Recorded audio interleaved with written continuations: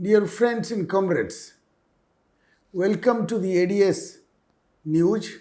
Today I want to speak to you about an opportunity which has ironically befallen the India-Pakistan bilateralism. You would have seen in the press that Pakistan last month was ravaged by devastating floods.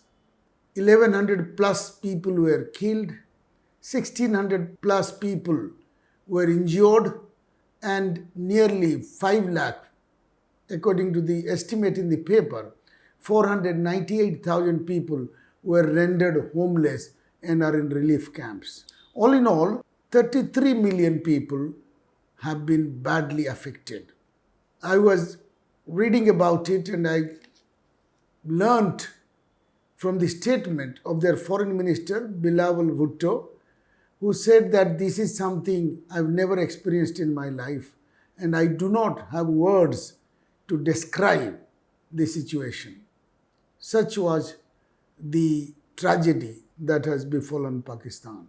There is a saying that make prosperity out of an adversity, and Pakistan is deeply rethinking their attitude towards India.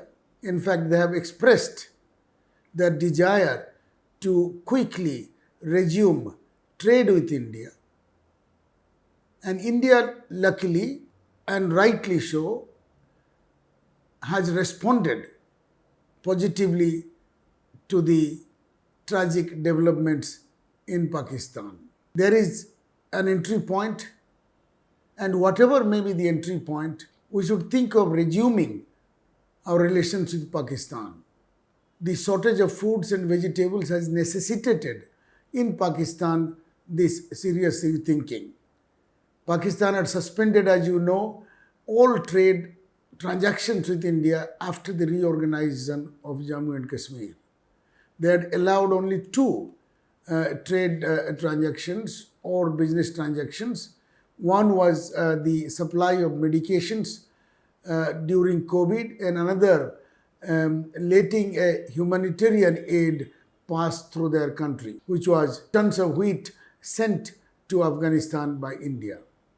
Pakistan's are badly in sort of basic food. The onions and tomatoes were available at 500 and 600 rupees a kilo, and they were saying it would be difficult to sustain unless there is some emergency import of food items, mainly vegetables, tomato and onions. So that's an entry point. But strategically speaking, India should win the confidence of Pakistan and let Pakistan know that in the name of the territorial identity of Kashmir, which they are claiming for some time, they are really ruining their economy and compromising their political autonomy.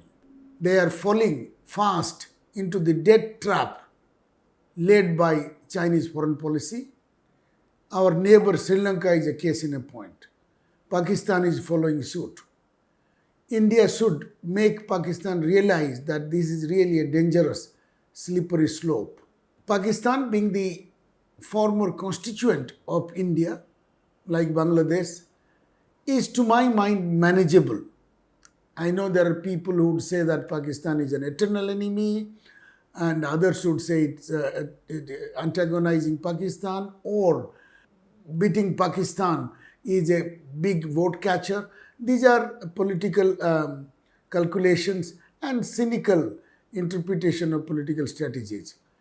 I would say that Pakistan is manageable. They will be dependent on us economically as a bigger country, but our real threat is China, and India should decouple Pakistan from China and take on China, which is ever so hungry for territory, revanchist, expansionist in its approach, and we need to stop China. We have to do it with the help of bigger democracies, bigger countries with democratic politics from the world, and certainly with our neighbors, and Pakistan is one of them. So my plea today is to normalize, to begin to normalize relations with Pakistan through this unfortunate incident like this floods. We should show humanitarian side of our foreign policy, which is known to the world, give them a hand and begin to conduct political and economic relations with or without a permanent resolution of Kashmir. That problem will eventually be resolved. So I end here by making this plea to anyone who can encourage this new trend of rebuilding India-Pakistan relations. Thank you.